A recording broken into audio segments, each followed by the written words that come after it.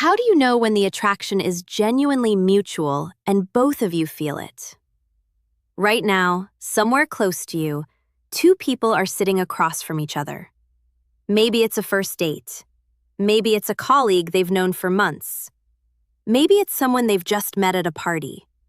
And one of those two people is completely convinced the other one feels the same way they do. They're reading every glance, every laugh, every small moment. They're replaying the conversation in the car on the way home. They're telling their friends about it. And they're wrong.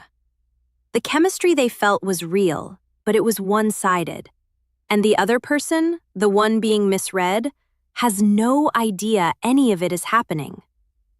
Now, put two different people in the same room, same dinner, same conversation, same low lighting, and this time, something's different. Both of them are walking away replaying the same moments. Both of them are noticing the same things. Both of them are already thinking about the next time they're going to see each other. That is mutual attraction. And it doesn't feel the same as one-sided attraction. It behaves differently. It shows up in the body differently. It moves through a conversation differently. And today, I'm going to tell you exactly what the science and psychology say about how to tell the difference so you stop wasting energy on people who aren't there and you stop missing the ones who are. Stay with me because this one is going to clear up any confusion you've had in the past. Okay, first, let's get something straight because most people, when they try and figure out if someone likes them, are doing it completely wrong. They're looking for one big signal, one big sign, a compliment, a long hug, a text that comes back quickly. And they're treating that one signal like it's proof. That's not how mutual attraction works. Here's the real picture. Attraction. Real mutual bilateral attraction is not one sign. It's a pattern, a cluster of behaviors that happen consistently across multiple contexts in both directions at the same time. Psychologist Arthur Aaron, who spent decades researching romantic connection and what he called the falling in love process, was really clear about this. The experience of feeling powerfully drawn to another person isn't random. It involves cognitive and physiological processes. And crucially, when it's mutual, those processes mirror each other. You're not just feeling something at them, you're both inside the same loop. And that loop, when you know what to look for, is actually pretty readable. Not perfectly, not with 100% certainty, but it's clear enough that you can stop second-guessing yourself every time someone's just being polite. So, here's what mutual attraction actually looks like in real life. And I want you to pay attention here because some of these are going to surprise you. The first one is synchrony. And this is the one that most people completely overlook. When two people are genuinely mutually attracted to each other, their bodies start to mirror each other unconsciously. The research on this is actually pretty remarkable. Studies on nonverbal communication and embodied cognition show that when two people feel a strong connection, they begin to physically synchronize. Their posture mirrors, their gestures echo each other. The rhythm of their speech slows or quickens to match the other person. They lean in at the same time. They laugh at the same moment. And it's not because one of them's following the other's lead, but because they're both responding to the same emotional frequency. This is called behavioral synchrony, and it happens below the level of conscious awareness. You can't fake this, and you can't perform it. You can try and copy someone's movements deliberately, and it might look awkward. When it's real, it's seamless. It's automatic. It's both people's nervous systems saying, I want to be in the same physical space as this person. Once you know what you're looking for, you will see it. You're watching attraction happen in real time. The second signal is what psychologists call sustained mutual gaze. Now, before you overthink this, I'm not talking about staring. Prolonged staring is uncomfortable.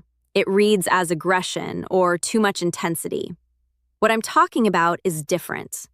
When attraction is mutual, both people hold eye contact slightly longer than normal. And when they look away at the same time and then come back, it's a rhythm. It's almost like it's a conversation that's happening in parallel with the actual conversation. The neuroscience here is clear. Eye contact triggers the release of oxytocin. Sometimes that's called the bonding hormone in both people simultaneously. When two people are mutually attracted, they're both unconsciously seeking out more of that contact because their brains are rewarding them for it. And here's what makes this distinct from one-sided attraction. In a one-sided dynamic, the person who's attracted holds the gaze. The other person breaks it and doesn't come back. The rhythm isn't there because only one person's brain is seeking it. Mutual attraction has a rhythm. One-sided attraction has a gap. You'll feel the difference even if you can't articulate it.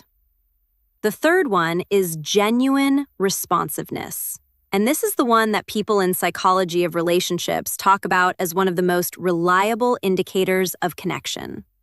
The researcher Harry Ree, who spent years studying intimacy and what actually makes people feel close to each other, identified responsiveness, the feeling that someone genuinely sees you, hears you, and cares about what you're saying, as the cornerstone of real attraction. Here's the important thing. Responsiveness is easy to perform for one exchange. People are polite and socially skilled. But genuine, sustained responsiveness, the kind where someone remembers what you said 10 minutes ago and brings it back. That is hard to fake across a whole conversation. And when it's mutual, you'll notice something specific. Neither of you wants to leave a conversational thread unfinished. You're both staying in it. You're both keeping it alive. This isn't just good manners. This is two people's brains in a state of genuine engagement. The fourth signal, and this one matters, is nervous calm. Stay with me on this because it sounds like a contradiction, I know. But when attraction is mutual and real, both people are slightly nervous and noticeably calm at the same time. The nerves are there because something that matters is happening. The calm is there because the other person's presence is genuinely regulating to your nervous system. There's real neuroscience behind this. A researcher at Berkeley who spent decades studying the biology of human connection has written about how genuine emotional resonance between two people actually creates a physiological settling effect. The body feels safer in the presence of someone it's drawn to. The breath slows slightly. The voice drops a little in register. The shoulders drop. This is different from the activated, somewhat frenetic energy of attraction that isn't matched. When it isn't matched, you feel the nerves but not the calm, because the other person's presence isn't giving your nervous system anything to anchor to. Mutual attraction doesn't just feel exciting.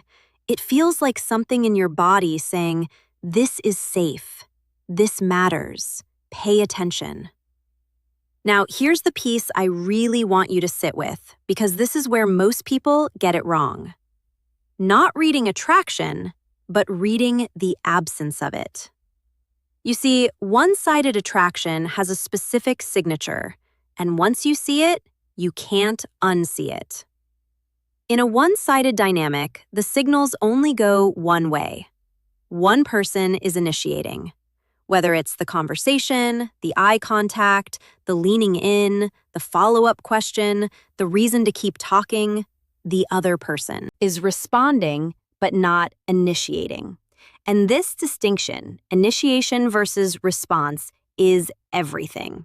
Because here's the thing about social creatures. We respond to people. We're conditioned to be polite, to be warm, to be kind.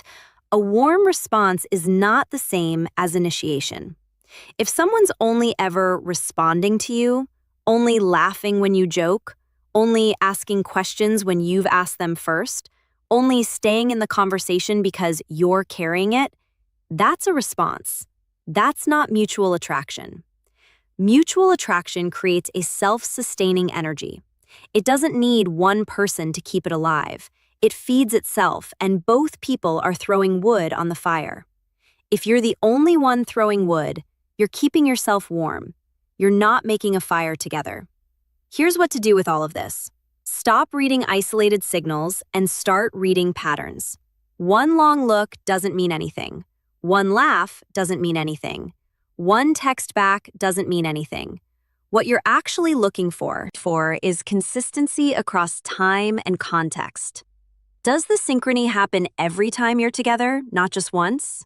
Is the eye contact rhythmic, or is it one person seeking and the other not coming back? Is the responsiveness mutual, or are you carrying the conversation? Is the energy self-sustaining, or are you the one keeping it alive? And then, and I know this is the harder thing, trust what you feel in your body more than what you want to believe in your head, because your nervous system already knows. The nervous calm that I described, that feeling of something real, something settled underneath the excitement, your body registers that before your brain catches up. And the opposite is also true. That slightly hollow, slightly effortful feeling that you get when you're working too hard to sustain something that isn't quite being matched, your body registers that too. You just have to stop talking yourself out of it. Here's where I want to land with this.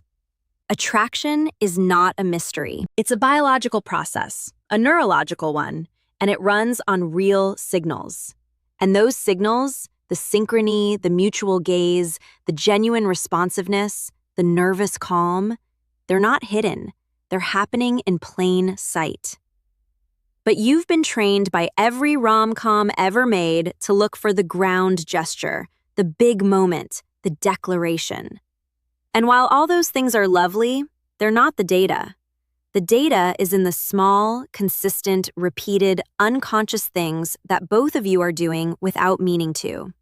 That's where real attraction lives, in the automatic, in the involuntary, and in the pattern that neither person decided to create. It just happens. If you're reading someone right now, here's the question to ask yourself.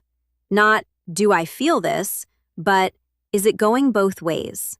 Is it feeding itself? Is it mutual, magnetic, and moving forward on its own momentum? If it is, you'll know. Mutual attraction is a mirror, a magnet, and it's a message. And once you know what you're looking for, you'll never misread it again.